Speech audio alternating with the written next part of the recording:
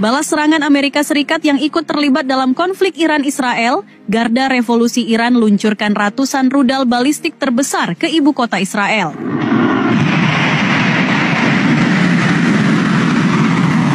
Pada pukul 2.30 dini hari waktu setempat, dunia dikejutkan oleh serangan balasan Iran yang paling mengerikan sepanjang sejarah.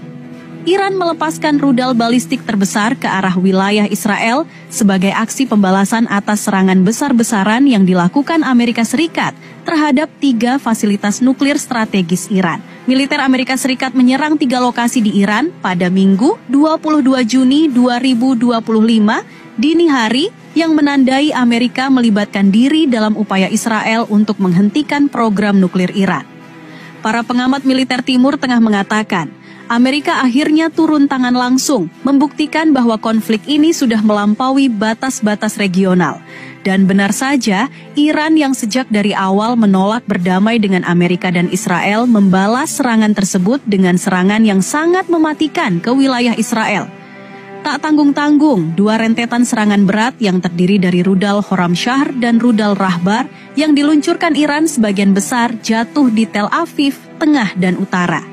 Puluhan bangunan rusak termasuk apartemen dan kantor-kantor pemerintahan Israel serta ratusan orang jadi korban.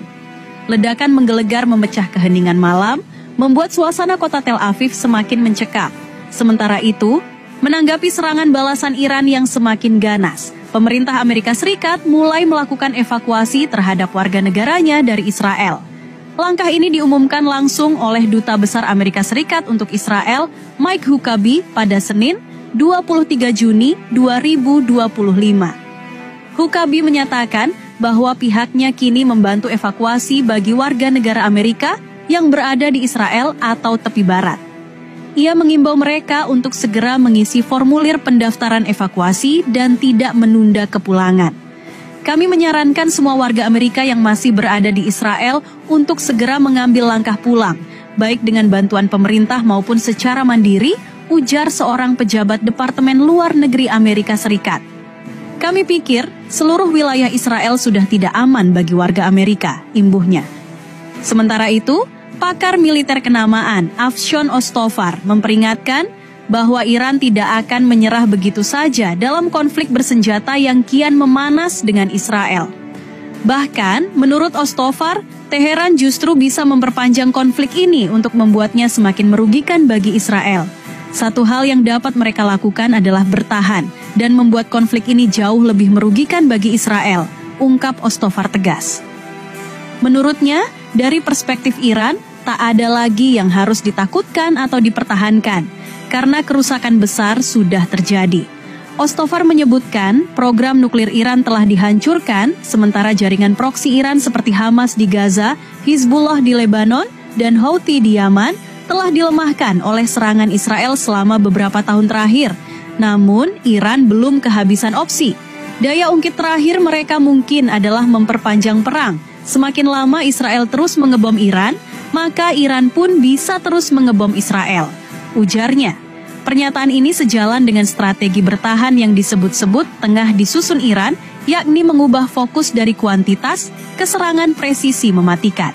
Lebih mengejutkan lagi, seorang pejabat senior Iran menolak klaim Israel bahwa Teheran telah kehabisan stok rudal. Alih-alih melemah, Iran disebut telah mengubah taktik rudalnya dari sekadar peluncuran massal menjadi serangan rudal presisi berteknologi tinggi terhadap pusat-pusat militer Israel. Rudal-rudal tersebut dikatakan berhasil menembus jaringan pertahanan paling canggih di dunia, menghantam target yang telah ditentukan secara tepat dan mematikan. Sementara itu, rudal Khorramshahr yang digunakan Iran adalah rudal balistik generasi baru dengan jangkauan mencapai 2.000 km. Didesain untuk membawa hulu ledak berdaya ledak tinggi, rudal ini dimodifikasi untuk meningkatkan kecepatannya, mendekati klasifikasi hipersonik. Peran utamanya adalah sebagai senjata strategis yang dapat menjangkau sasaran penting di wilayah regional yang lebih luas. Sementara, rudal Rahbar sendiri adalah rudal hipersonik yang baru saja selesai dari proses pengembangan oleh Lembaga Riset Militer Iran. Meski belum banyak data teknis yang dirilis, rudal ini ternyata mampu melesat lebih cepat dari Mach 10 dan menjangkau sasaran sejauh lebih dari 1.500 km. Rahbar yang baru saja menghantam sebuah apartemen di Tel Aviv digadang-gadang akan memperkuat status Iran sebagai salah satu negara dengan kemampuan rudal hipersonik paling mengancam di dunia. Di lain sisi, dunia internasional kini mulai angkat suara keras mengecam keterlibatan Amerika Serikat dalam konflik Iran-Israel. Rusia mengutuk Amerika Serikat yang ikut campur secara militer dalam konflik antara Iran dan Israel, karena langkah semacam itu dianggap berpotensi menimbulkan risiko besar dan konflik semakin meluas. Yang lebih mengejutkan, sebanyak 60% warga Amerika Serikat ternyata menolak campur tangan negara itu dalam konflik antara Israel dan Iran. Rakyat Amerika sebagian tidak setuju dengan kebijakan pemerintahan Donald Trump dan ini menunjukkan perpecahan internal yang luar biasa. Berdasarkan kabar yang beredar, ribuan warga Amerika turun ke jalan menolak intervensi militer Trump dalam konflik Israel-Iran, tapi yang bikin hati teriris adalah alasan sebenarnya di balik protes ini. Yakni warga Amerika sekarang lagi ngalamin krisis ekonomi terparah dalam 1 dekade terakhir. Inflasi makanan naik 40%, harga bensin tembus langit, tagihan listrik bikin keluarga Amerika mengeluh dan menangis.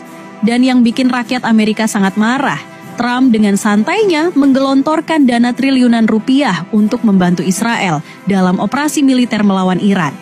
Ini spekulasi yang masuk akal berdasarkan pola kebijakan Trump yang selalu prioritaskan kepentingan geopolitik di atas kesejahteraan rakyatnya sendiri.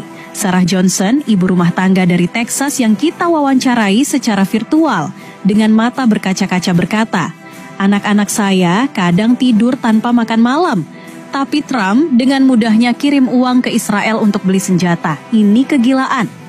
Spekulasi yang beredar menunjukkan bahwa keterlibatan Amerika dalam konflik ini telah menguras kas negara dengan jumlah yang fantastis. Amerika telah menggelontorkan dana darurat sebesar 50 miliar dolar. Itu setara dengan 785 triliun rupiah hanya dalam seminggu pertama konflik. Dana ini digunakan untuk operasi militer, logistik, dan dukungan teknologi canggih untuk Israel. Belum lagi biaya bahan bakar untuk kapal perang dan pesawat tempur yang berpatroli 24 jam di Teluk Persia. Satu kapal induk Amerika menghabiskan 2 juta dolar per hari untuk operasional. Dengan 3 kapal induk yang dikerahkan, itu artinya 6 juta dolar atau 94 miliar rupiah per hari hanya untuk kapal induk.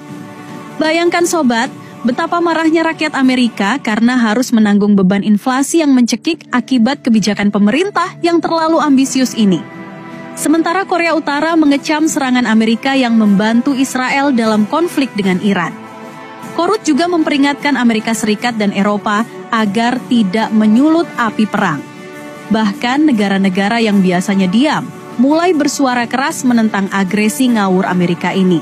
Berdasarkan kabar yang beredar, beberapa negara Eropa juga mulai mempertanyakan dukungan buta Amerika terhadap kebijakan Israel di Timur Tengah. Spekulasi menyebutkan bahwa ada pertemuan darurat di Brussels untuk membahas sikap Uni Eropa terhadap eskalasi konflik ini.